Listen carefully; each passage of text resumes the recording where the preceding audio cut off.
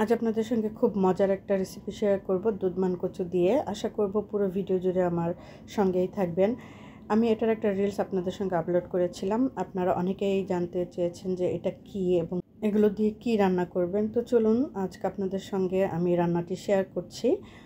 প্রথমে আমার লাগবে দুধমান কচু, যেগুলো আমি একটু লবণ এবং হলুদ দিয়ে ভাপ দিয়ে নিয়েছি। দুধমান কচুটা আপনারা হয়তো চিনবেন, যে লম্বা লম্বা কচুগুলো পাওয়া যায় একটু মোটা, সেগুলোই হচ্ছে দুধমান কচু।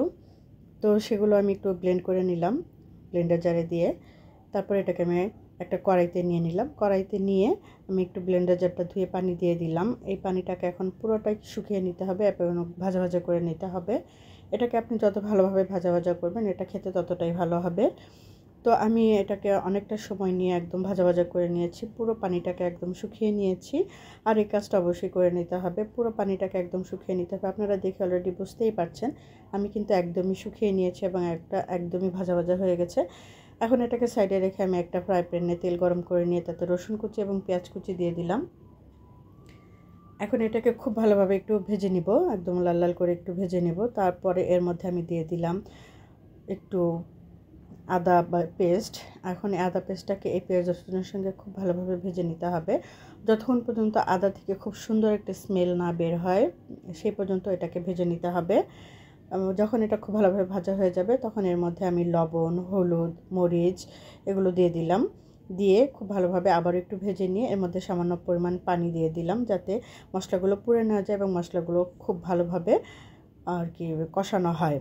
তো মশলাটা যখন খুব ভালোভাবে কষানো হয়ে গেল আমি এখানে দিয়ে দিলাম বেশ কিছু চিংড়ি মাছ। আর চিংড়ি মাছটাকেও আমি এই মশলার সাথে খুব ভালোভাবে একটু কষিয়ে নেব। আমি আপনাদের কাছে রিকোয়েস্ট করে বলছি, একবার হলেও এটা খেয়ে দেখবেন রান্না করে, আপনাদের কাছে ভীষণই ভালো লাগবে। আমার কাছে তো প্রচণ্ড রকম ভালো লেগেছে এবং যারা যারা খেয়েছে প্রত্যেকেই বলেছে খুবই মজা হয়েছিল। চিংড়ি মাছ এবং মশলাটা যখন খুব ভালোভাবে কষানো হয়ে গেল তখন আমি এর মধ্যে সেই ব্লেন্ড করে রাখা কচুটুকু দিয়ে দিলাম। এখন এই মশলার সাথে খুব ভালোভাবে মিশিয়ে নিয়ে বেশ অনেকটা সময় নিয়ে আমি এটাকে রান্না করে নেব।